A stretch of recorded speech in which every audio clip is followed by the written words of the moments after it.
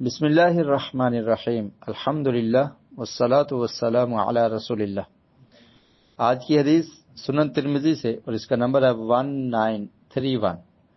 اس کے راوی ہیں حضرت ابو الدرداء رضی اللہ عنہ عن النبی صلی اللہ علیہ وسلم قال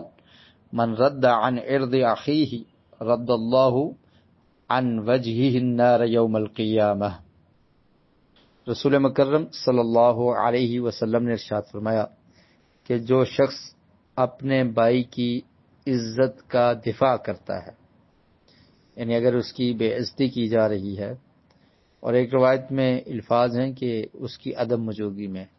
بالغیب، یعنی وہ غیب ہے، موجود نہیں ہے، تو اس کے بارے میں بری باتیں بیان کی جا رہی ہیں یا ایسی باتیں کی جا رہی ہیں جو اس میں نہیں ہیں، اور اگر اس میں ہیں بھی تو تب بھی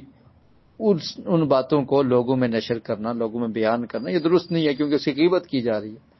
تو اگر کوئی مسلمان ایسی بات سنتا ہے کہ کسی مسلمان کے بارے میں اس طرح کہا جا رہا ہے تو اسے خاموش نہیں رہنا چاہیے، بلکہ اسے روک دینا چاہیے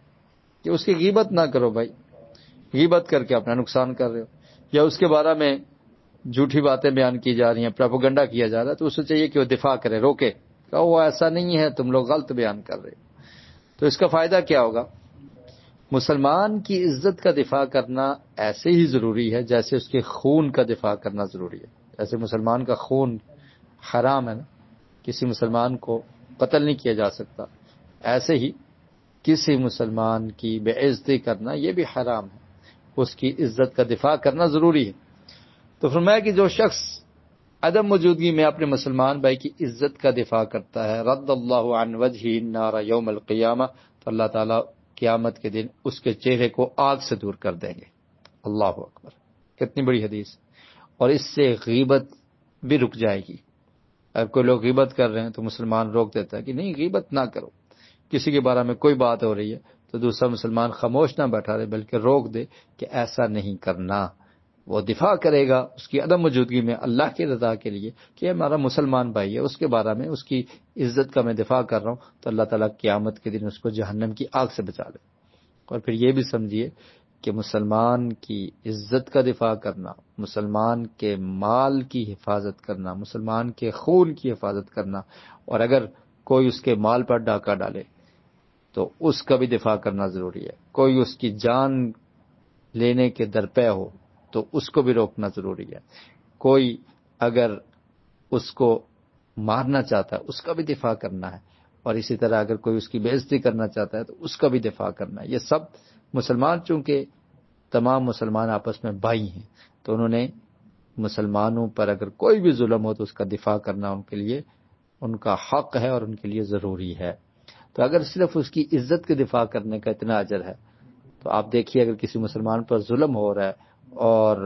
دفاع کے لیے کچھ مسلمان تیار ہوتے ہیں اور ظالم کو روکتے ہیں تو ان کو کتنا اجر ملے گا۔ اور اس میں جہاد بھی شامل ہے۔ آج مسلمانوں کے حالات، مسلمان مظلوم ہیں، ان کو مارا جا رہا ہے، پیٹا جا رہا ہے، تو اگر ان کے دفاع کے لیے کوئی کوشش کرتا ہے جو وہ کر سکتا ہے تو وہ لازمی اجر کا مستحق ہوگا۔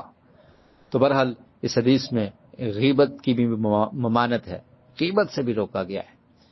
اور غیبت ایک برائی ہے، تو اگر کوئی مسلمان سنتا ہے تو اس کو روک دے۔ اور ایسے ہی کسی مسلمان کی بے عزتی ہو رہی ہو، اس کے بارے میں بری باتیں کی جا رہی ہوں، اگر کوئی اس میں برا عیب پایا بھی جا رہا ہے تو اس کو اس طرح سے بیان کرنا یا سوشل میڈیا پر نشر کرنا یا لوگوں میں بیٹھ کر مزے لے لے کر بیان کرنا کہ وہ ایسا ہے وہ ایسا ہے، تو یہ درست عمل نہیں ہے، اور اس برائی کو روکنا ایک مسلمان کی ذمہ داری ہے۔ اور جو روکتا ہے اس کی شان کیا ہے، اس کی فضیلت کیا ہے؟ اللہ کے رسول نے فرمایا کہ جو کسی مسلمان کی عزت کا دفاع اس کی عدم موجودگی میں کرتا ہے تو اللہ تعالیٰ قیامت کے دن اس کو جہنم کی آگ سے بچا لیں گے۔ اللہ رب العالمین مجھے اور آپ کو احادیث رسول صلی اللہ علیہ وسلم کو پڑھنے کی، سمجھنے کی اور ان پر عمل کی توفیق نصیب فرمائے۔